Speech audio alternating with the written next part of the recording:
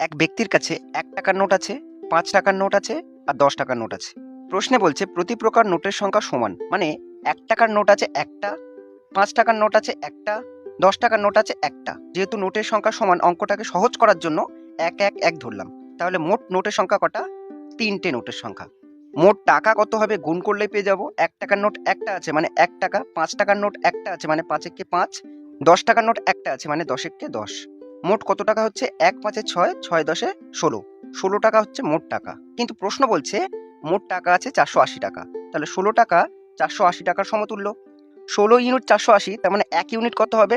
১৬ কে ১৬, ৩ × ৪৮ আর একটা শূন্য, মানে ১ ইউনিট ৩০। আমাদের যেটা বার করতে হবে মোট নোটের সংখ্যা কটি। নোটের সংখ্যা কটা ছিল? ৩টে ছিল। তাহলে ১ ইউনিট ৩০ পেয়েছি।